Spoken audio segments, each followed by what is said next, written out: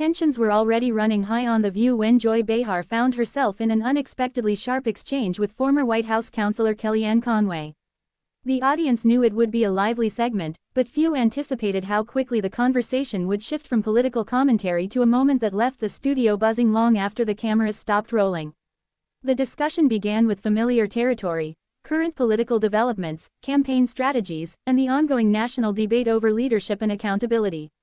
Joy Behar, known for her quick wit and unapologetic opinions, challenged Conway on several policy points tied to her time in the Trump administration. Behar pressed firmly, referencing past controversies and asking whether certain decisions would be handled differently today.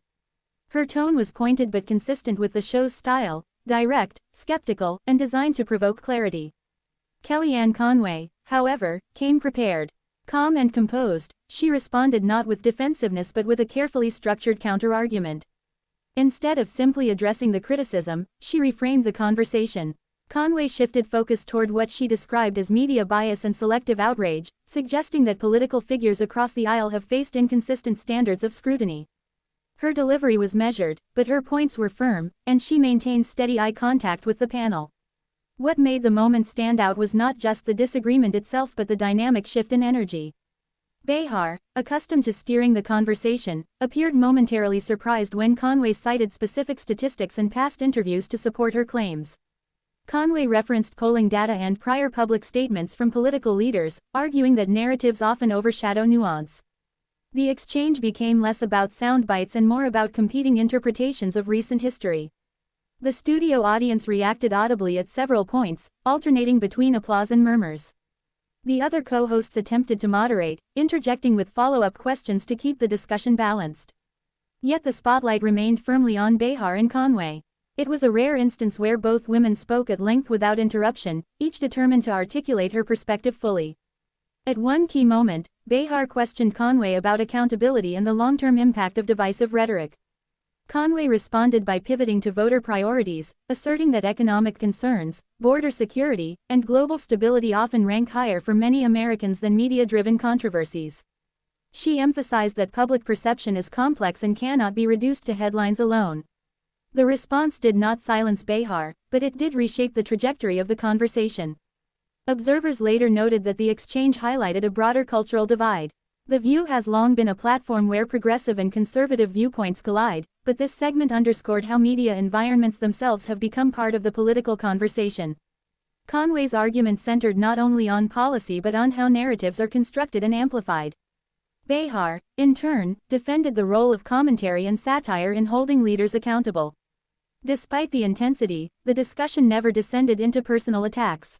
Both participants maintained a level of professionalism, even as their ideological differences were unmistakable. That restraint may have been what made the exchange resonate more deeply. Instead of devolving into shouting, it unfolded as a sharp but structured debate, one that allowed viewers to see contrasting rhetorical strategies in real time. Social media quickly lit up after the episode aired. Clips of the exchange circulated widely, with supporters of both women claiming victory. Some praised Conway's composure and preparedness, calling her response a strategic rebuttal that caught Behar off guard. Others applauded Behar for challenging a former administration official and refusing to let tough questions go unanswered. The polarized reactions reflected the same divisions discussed during the segment itself.